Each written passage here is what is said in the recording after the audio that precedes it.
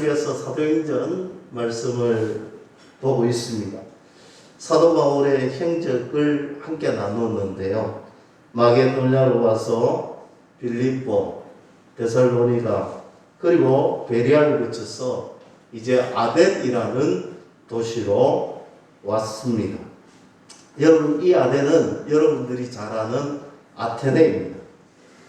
베레아에서부터 남쪽으로 한 320km를 내려오면 있는 도시입니다. 굉장히 먼 도시지요. 오늘 이 아덴에서 일어났던 사건들을 오늘 말씀으로 함께 나누려고 합니다. 말씀은 우리가 지난주에 이어서 16절 말씀부터 강해를 하려고 합니다. 성경책을 16절에서부터 우리가 함께 보면서 살펴보겠습니다.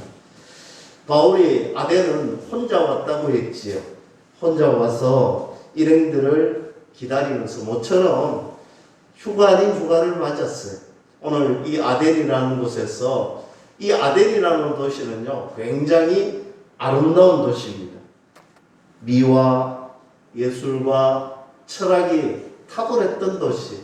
누구라도 한 번쯤 가보고 싶은 도시가 아덴이라는 도시인데, 오늘 이렇게 멋진 도시를, 아름다운 도시를 사도 바울도 둘러보고 있습니다. 바울은 이 도시를 둘러보면서 어떤 것이 그의 눈에 들어왔느냐? 여러분, 우리가 여행을 가보면 여행을 가는 도시가 딱 눈에 들어오는 것이 있잖아요. 우리 마음에 딱 들어오는 것이 있잖아요.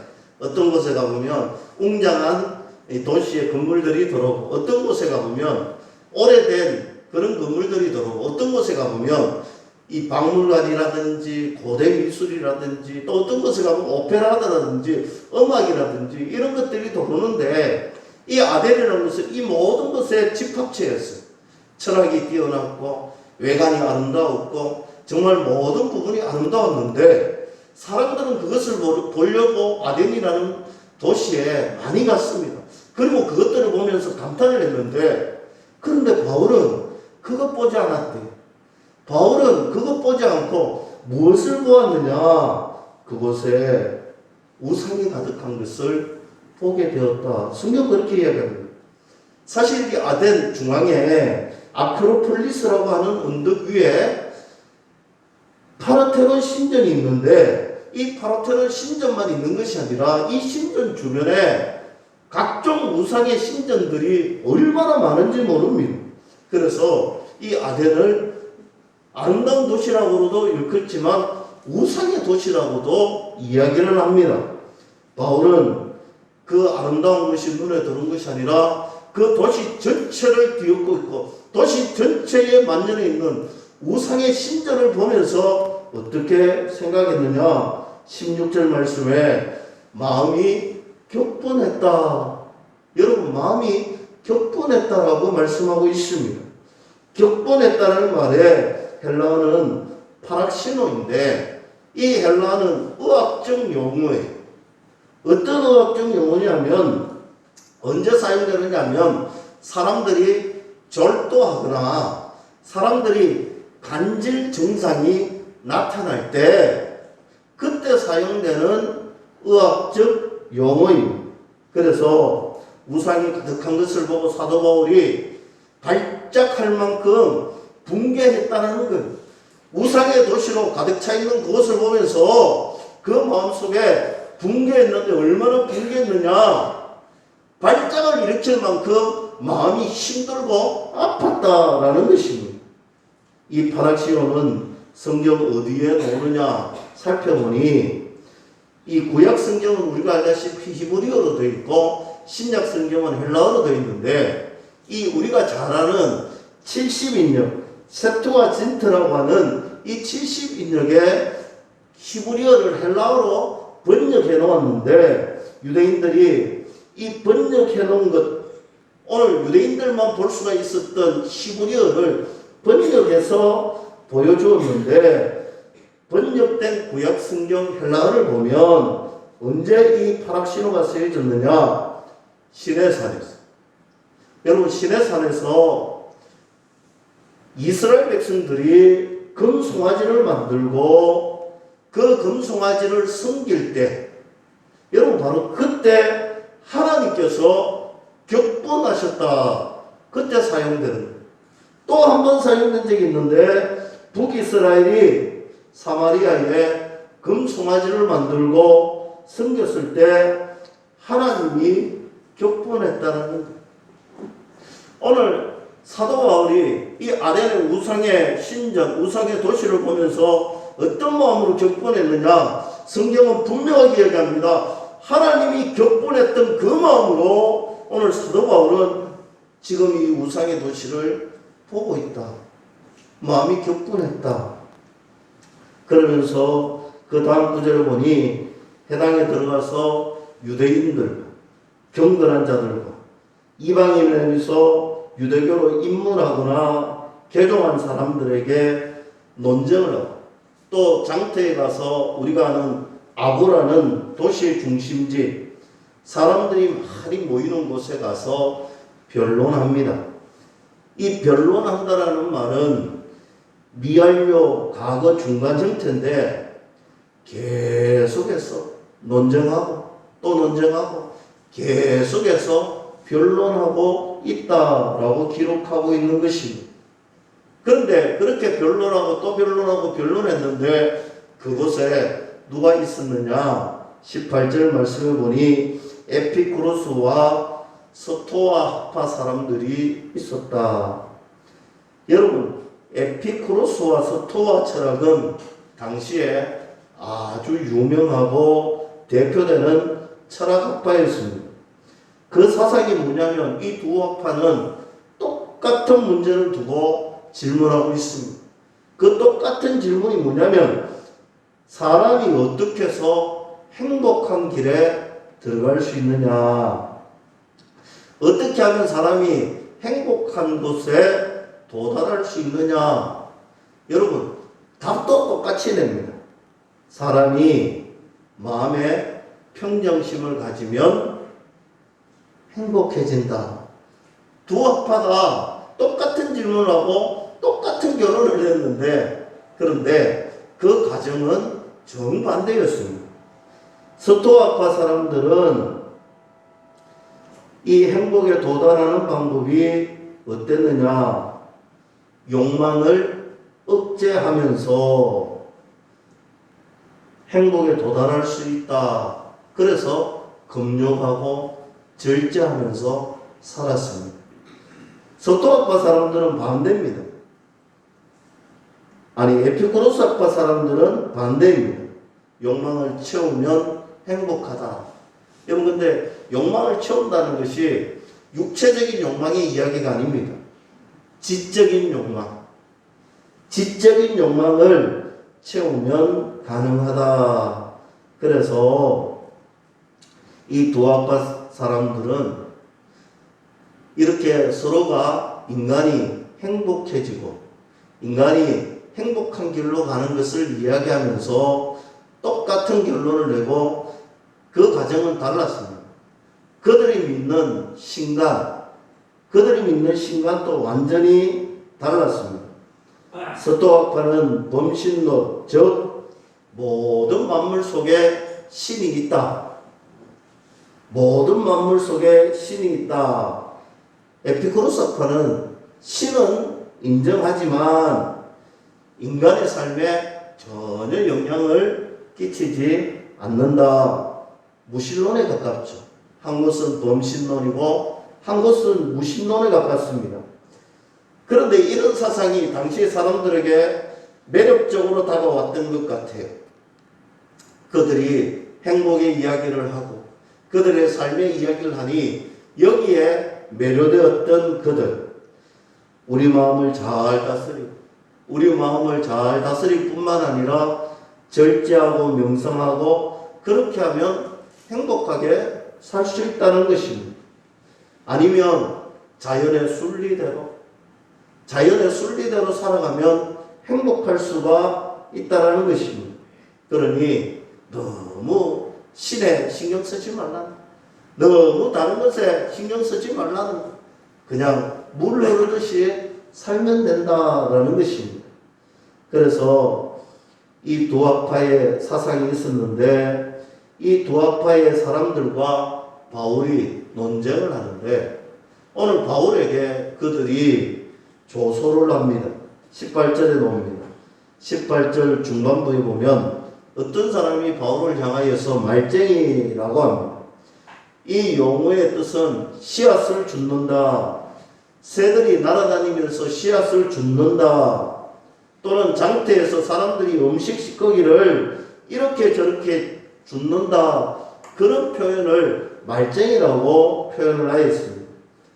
한마디로 이야기하면 이 바울이라는 사람은 주관도 없고 철학도 없고 그저 여기 가서 조금 그저 저기 가서 조금 그렇게 듣도 보도 못한 이야기들을 모아서 입으로 떠드는 사람이다 라고 조소를 합니다. 또 어떤 사람은 바울을 보고 18절에 계속해서 보시면 이방신들을 전하는 사람이다. 이방신이라는 말은요, 낯설고 어색한 이런 이방이라는 뜻과 귀신을 뜻하는 신. 그래서 낯설 귀신, 듣도 보도 못한 귀신, 저 사람은 아주 낯설고 이상한 귀신의 사상을 전하고 있는 사람이다 라고 조소하고 비웃고 있습니다. 그리고 그들은 이 사도 바울을 붙들고 어디로 가느냐? 19절 보세요. 아레오바고로 데려갑니다. 이 아레오바고라는 것은 마르세 언덕이라고 하는데 당시에 중범죄자들을 데리고 가는 장소였습니다. 과거에 다른 헬라의 신을 믿지 않았던 사람, 중범죄를 일으켰던 사람, 젊은이들을 타락시킨다고 생각했던 그런 사람들을 데리고 가는 것. 450년 전에 소크라테스를 재판했던 장소가 바로 이 아레오바고였습니다. 여러분 상상이 됩니까? 오늘 사도 바울을 조롱하고 끌고 가는데 중범죄자들을 재판하는 곳에 소크라테스를 재판했던 그 장소에 오늘 사도 바울을 데리고 가고 있습니다. 분위기가 심상치 않습니다.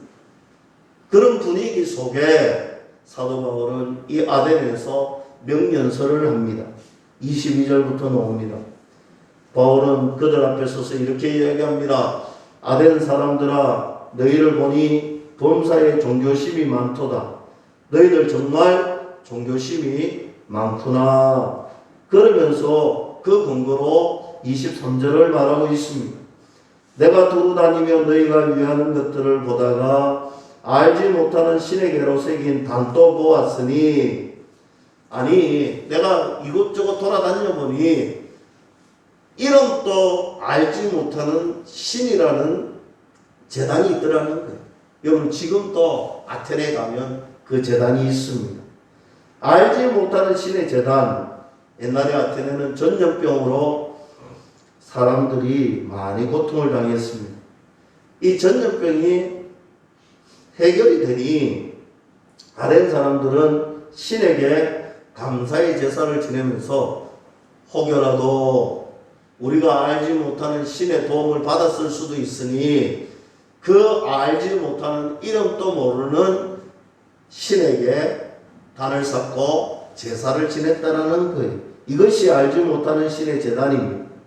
그러니 알지도 모르는 신을 찾아서 제사를 지낸 만큼 이 아덴은 우상의 도시였습니다.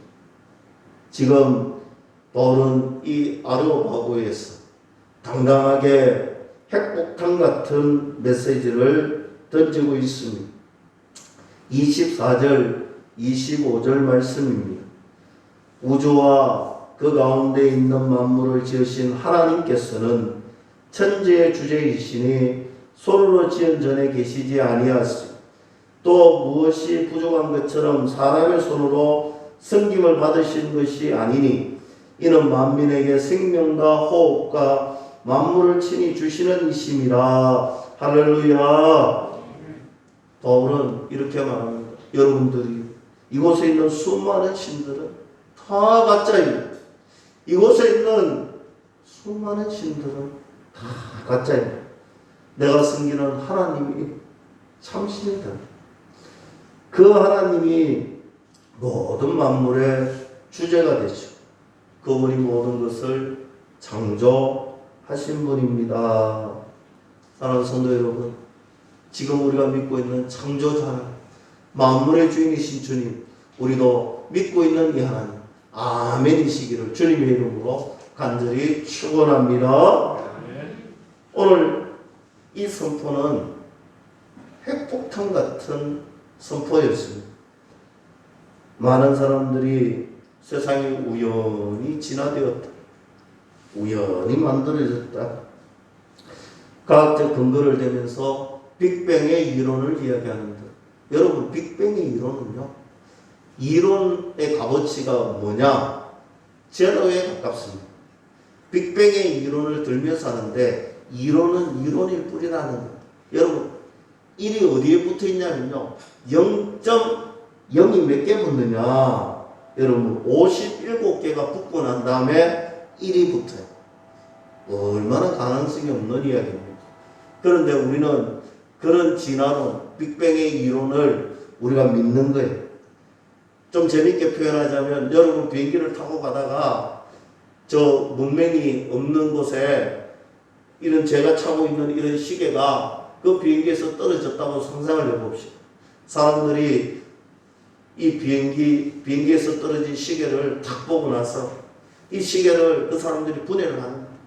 분해를 해보니까 초침이 있고 또 이 톱니바퀴가 있고 이 하나하나를 보면서 결론을 냅니다.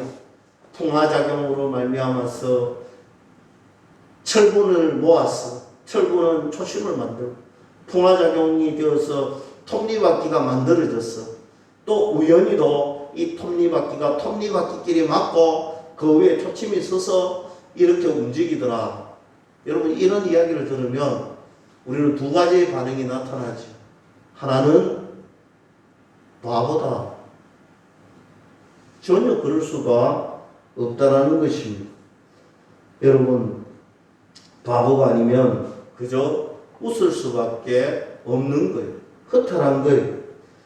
그런데 오늘 이 우주가, 이 세상이 이 만들어졌다는 것을 여러분 진화론을 선택을 한다든지, 여러분 빅뱅의 이론을 들어서 이야기를 한다든지, 이것은요 그것보다도 더 감당할 수가 없는 이야기이잖아요. 제가 오늘 오후에 거기에 대해서 좀 더 상세하게 설명을 하려고 합니다. 어쨌든 이 우주 만물은 우리 하나님께서 직접 창조하시고 직접 디자인하시고 직접 간섭하셔서 만들어 놓으신 우주 세계, 저와 여러분들임을 믿을 수 있기를 주님의 이름으로 간절히 축원합니다. 그럼 우리가 우주의 주제가 되시고 우리의 주인이신 주님을 믿는다. 우리가 주님을 믿고 그 주님만을 의지하고 따른다면 우리의 삶이 달라져야 되지 않겠습니까? 내가 믿는 하나님이 창조주 하나님이시니, 내가 믿는 하나님이 전능하신 하나님입니다. 그 만물의 주인이신 주님 때문에 우리의 삶에 그 주님만 붙들고 주님만 의지하며 살아갈 수 있기를 축복합니다. 26절 말씀에 아리아바고에서 이렇게 외치지요. 인류의 모든 족속을 한 혈통으로 만드사 온 땅에 살게 하시고 그들의 연대를 전하시며 거주의 경계를 한정하셨다 했습니다. 무슨 말입니까? 연대를 정하신다. 역사의 주인이신 하나님이시라는 것. 거주의 경계를 한정하셨다는 것은 하나님께서 우리 인생 속에 간섭하신다는 것. 하나님께서 친히 섭리하시고 우리 인생을 간섭하신다. 사랑하는 성도 여러분, 우리 하나님은 역사를 주관하시고 간섭하시고 섭리하시는 하나님이 분명하다 믿을 수 있기를 축복합니다. 바벨론이라는 최강의 제국. 여러분, 이 바벨론은 지금의 미국, 중국과 비교할 수 없을 만큼 당시에 최강의 나라였습니다. 그런데 역사를 주관하시는 하나님께서 이 바벨론이 멸망하기 전에 150년 전에 이사야 선지자를 통하여서 그 제국은 멸망한다라고 예언했습니다. 여러분, 히스기야 왕 아시죠? 병들어 하나님 앞에 기도하고 하나님의 은혜를 입었던 히스기야 왕. 이 히스기야가 많은 조문단들이 찾아왔을 때 당시에 소국이었던 바벨론 사신들도 와서 히스기야를 위문합니다. 그때 히스기야가 실수를 하지. 자기 업적을 드러내려고 성전의 검은 부화를 다 보여줍니다. 그 사실 때문에 이사야가 와서 히스기야를 책망합니다. 이사야서 39장 6절과 7절 말씀에 이렇게 이야기합니다. 이제 당신의 모든 소유가 바벨론으로 옮겨질 것이고 당신의 몸에서 난 후손이 그 나라의 황관이 될 것이다 했습니다. 여러분, 그대로 이루어졌잖아요. 바벨론의 마지막 왕 벨사살 왕은 성전에서 가지고 온 금, 은, 그 그릇을 술잔치 하는데 사용했습니다. 배짱도 참 좋습니다.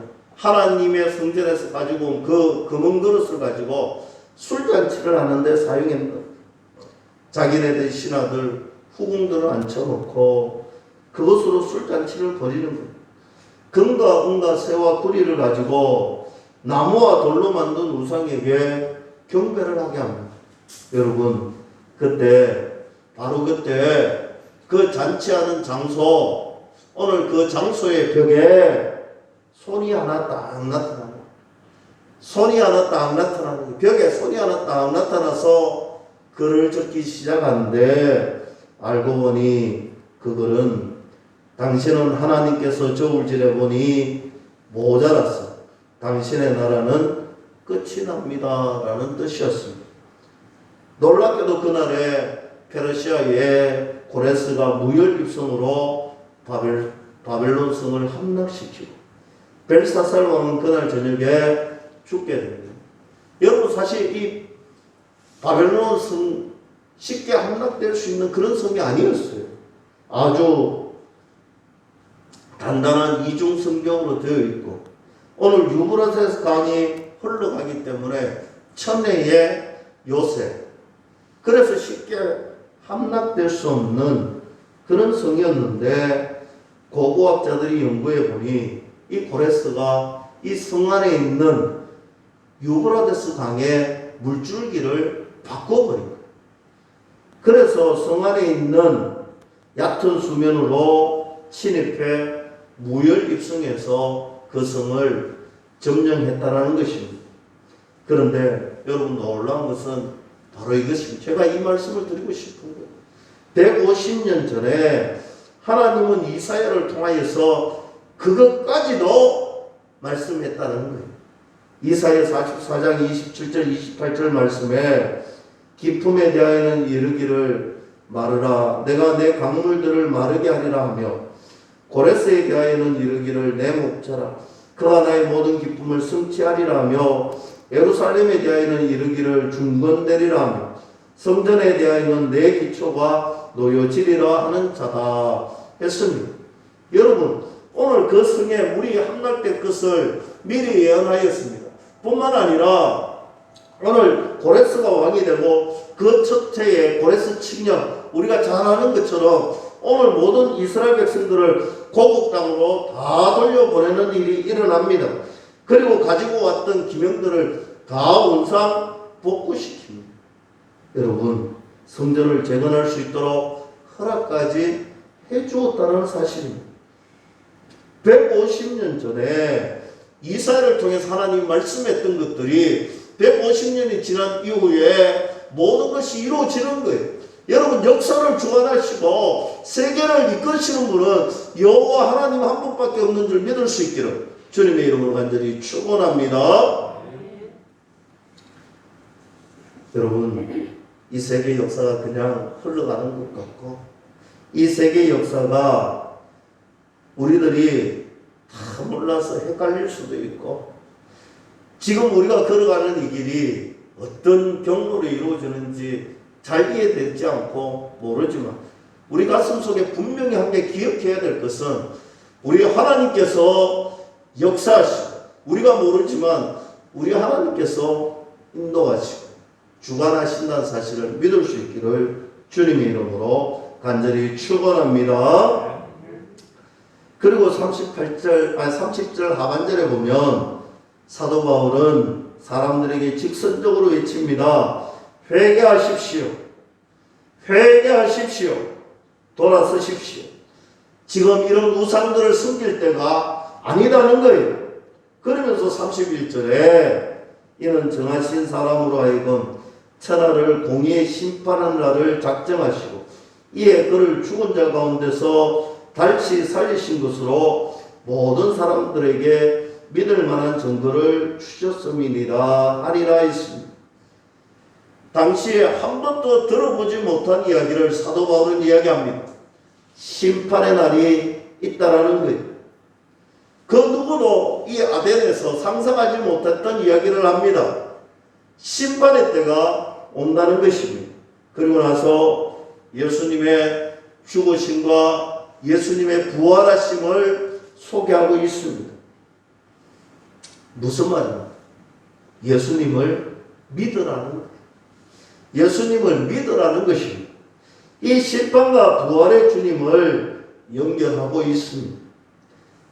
당시에 아덴 사람들은 두 학파의 영향으로 아주 낭만적인 사람들이었습니다.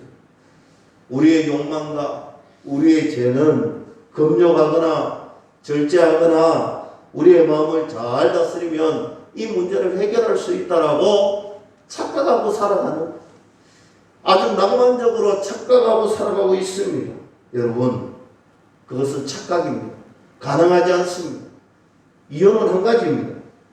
이 아덴 사람들이 몰랐던 것이 뭐냐? 우리 인간은요, 24시간 죄의 공장 안에서 살아가고 있는 우리는 죄인들입니다. 우리는요, 죄의 노예로 살아가고 있는 자들. 우리는요, 죄가 가득한 사람들이. 그러니까 낭만적으로 금욕하고 절제해도 우리의 죄의 본성이 사라지지 않습니다. 마음을 다스리고 제 문제가 해결될 것 같지만 그러나 해결되지 않는 것입니다. 사도 바울은 그것을 이야기합니다. 너희들 그런 것 가지고는 안 된다는 거예요. 하나님의 심판대 앞에 너희들 반드시 선다라는 것입니다. 무슨 말입니까? 예수님을 믿으라는 거예요. 부활하신 예수님을 믿으라는 것입니다. 죄와 사망의 권세를 깨뜨리신 부활의 주님을 믿어라. 너희들 그 주님이 재림의 때에, 너희들 심판의 때에 그 주님 믿는 자만이 하나님 나라의 백성이 된다는 것입니다. 오직 그 길밖에 없다라고 사도 바울은 당당하게 외치고 있습니다. 사랑하는 성도 여러분, 이 말씀은 아덴에 있는 사람들에게 하는 말만은 아니지만 바로 저와 여러분들에게, 그리고 이 땅에 죽어가고 있는 수많은 영혼들에게도 우리가 전해야 할 복음의 메시지, 재림의 때, 심판의 때 부활의 주님을 믿는 자만이 천국 시민이 될 수 있다, 믿을 수 있기를 축복합니다. 예수님께서 정말 부활하신 이후에 제자들을 찾아옵니다. 자신의 손을 보여주시고 자신의 옆구리를 보여주시고 부활하신 흔적을 생생하게 보여주셨습니다. 여러분, 예수님의 제자들이 부활하신 예수님의 흔적을 보고 예수님을 만나고 예수님을 믿지 않을 방법이 도대체가 없었습니다. 그들은 흥분합니다. 야, 예수님 진짜로 부활하셨다. 예수님 진짜로 살아나셨네요. 그리고 그 예수님을 전합니다. 그런데 그때 그 자리에 없었던 제자 도마가 제자들과 만나서 그 이야기를 듣습니다. 그때 도마는요, 자기 손으로 직접 만져보지 못합니다. 예수님의 그 흔적 내 눈으로 직접 목격하지 못하면 나는 믿을 수가 없다라고 했습니다. 의심 많은 도마였지요. 그때 주님께서 다시 도마에게 신방하러 오셨습니다. 도마야, 여기에 손을 한번 넣어보아라. 도마야, 여기에 한번 너의 손을 넣고 만져보아라. 마치 도마가 이야기했던 그 현장에 옆에서 들었다는 듯이 도마에게 이야기할 때 도마는 화르르 무너봅니다. 나의 주, 나의 하나님이라고 고백하면서 그는 주님 앞에 무너지고 맙니다. 그는 이후에 성령 충만받고 페르시아, 인도로 가서 복음을 전합니다. 그 넓은 지역을 돌아다니면서 복음을 전하는데 인도에서 그는 순교를 당하지. 인도에서 살껍질이 벗겨지면서 순교를 당하면서 그 순간에도 그는 하나님 앞에 찬양합니다. 나의 주, 나의 하나님. 여러분, 도마를 이렇게 바꾸어 놓았던 결정적인 순간이 무엇입니까? 부활의 주님을 직접 만났기 때문입니다. 사랑하는 성도 여러분, 한평생 도마가 하나님 앞에 엎드릴 수 있었던 이유는 부활의 주님을 직접 만났기 때문입니다. 이 부활의 주님, 도마에게 있어서는 단순히 부활의 주님으로서 끝난 것이 아니라 도마를 찾아오신 하나님의 사랑이었던 것입니다. 사랑하는 성도 여러분, 왜 주님께서 못이 박히셨습니까? 왜 주님께서 옆구리에 못 박히셨습니까? 왜 주님이 죽기까지 감당하셨습니까? 대답은 하나입니다. 바로 나를 사랑하기 때문에. 우리 주님이 나를 사랑했기 때문에, 우리 주님이 나를 사랑했기 때문에, 사랑하는 성도 여러분, 이 부활의 흔적은 능력의 흔적일 뿐만 아니라 도마를 사랑했던 사랑의 흔적이었습니다. 그 하나님의 사랑이 그의 뼛속같이 임하고 그의 인생이 바뀌었던 것처럼, 하나님 앞에 위대한 헌신을 할 수 있었던 것처럼, 오늘 저는 이 부활의 주님이 그냥 글로 숨어 다가오는 것이 아니라 부활의 능력이 우리 머리에서만 깨달아지는 것이 아니라 이 부활의 예수님이 우리의 사랑의 흔적을 남기셨던 그 예수님이 오늘 이 아침에 우리 가슴 속에서 만나지기를 축복합니다. 우리 가슴 속에 이 주님을 만나 우리의 남은 일평생 도마처럼 우리 주님을 위해서 헌신하고 우리 인생을 완전히 바꿔놓는 그런 놀라운 은혜의 변화가 일어나길 주님의 이름으로 간절히 축원합니다.